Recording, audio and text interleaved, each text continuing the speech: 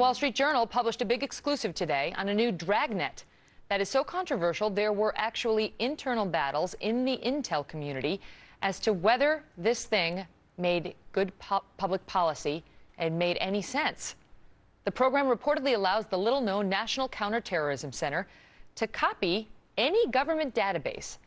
Now, this could include things like flight records, federally backed mortgage applications, even the names of people hosting foreign exchange students. It allows the government to go looking into your government records for possible criminal behavior, even if there is no probable cause to believe that you, as an American, have been caught up in anything illegal.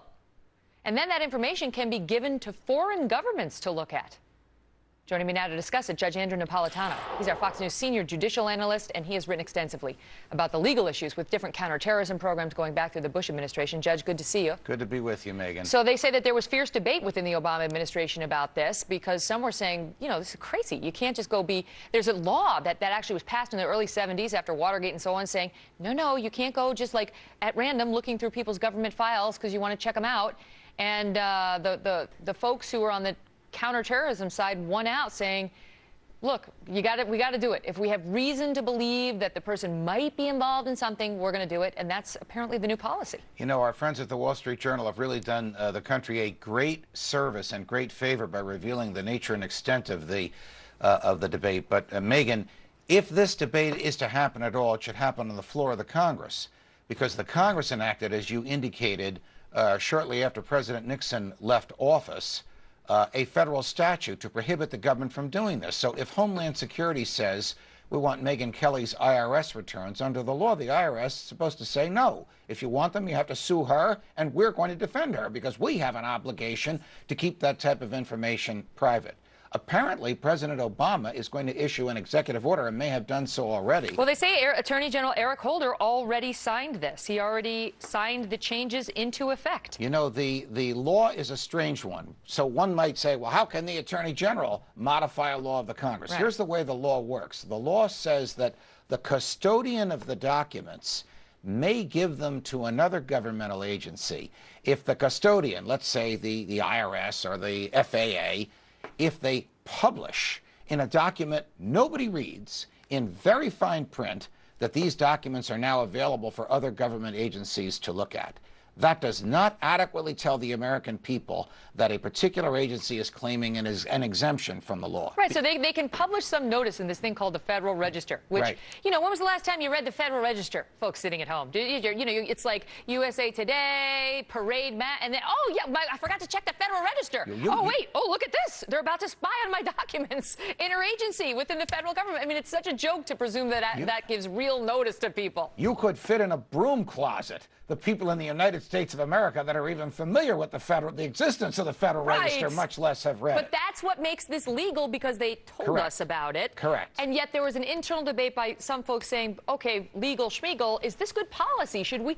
The Fourth Amendment prevents unreasonable government searches and seizures on Americans. So a government search is not allowed normally in this country unless a high standard, a high bar, probable cause to believe something, reasonable suspicion to believe something.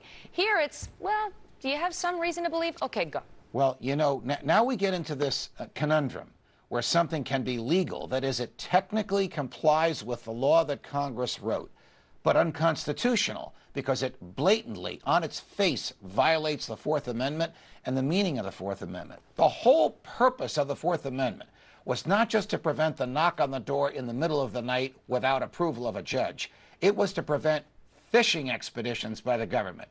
And when the government can march through private documents of which other parts of the government are necessarily the custodian, like an application for a federal-backed mortgage or an IRS return. Or your health records at the VA if you are a veteran. Correct. And now, Megan, under the Affordable Health Care Act, everybody's health records are available to federal bureaucrats, not just the federal bureaucrats in HHS, Health and Human Services, but all federal bureaucrats after what the President and the Attorney General agreed to last week. Okay, but there is a standard. They say that the National Counterterrorism Center cannot do it. They can obtain almost any database that the government has on you. Right. if they reasonably believe that information to contain terrorism information. So they can't just go pull my IRS reports or, you know, some veteran's health records or your health records unless they reasonably believe that that information is going to have terrorism information. Here's why that reasonably believed standard is nonsense.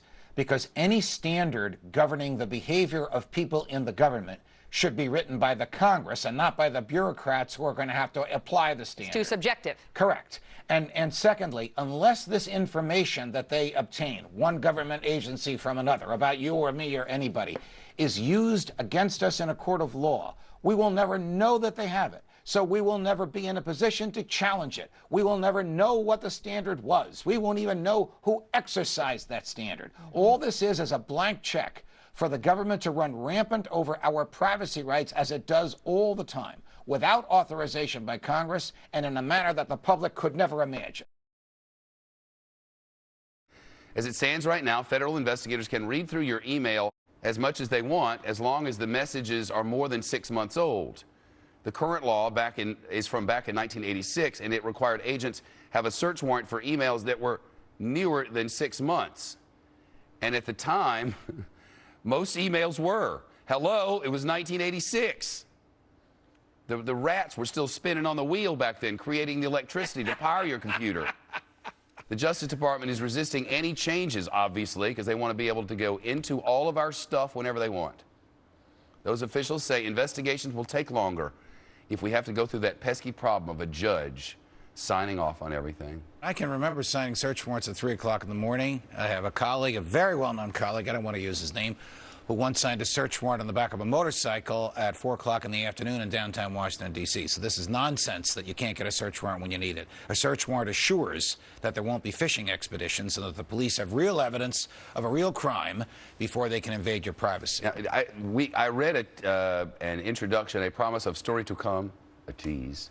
I read a tease a little while ago saying, oh, they can get it, but they can't really get into all of our old emails. No, here's just what bank stuff. Right? In 1986, the Reagan Justice Department persuaded the Congress and President Reagan to sign the Electronic Privacy Act of '86. It's a very long and complicated statute, but for our purposes, it says if you communicate electronically through your bank, meaning not just an email or a text message, which probably didn't exist then, text messages, but a wire transfer, and the bank retains it for more than 180 days, the feds can get it if they want without a search warrant. Less than 180 days, they need a search warrant.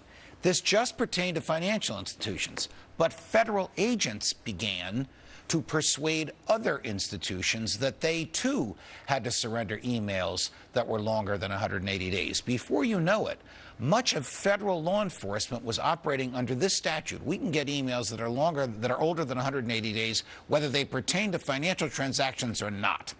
That's what brought this to a head.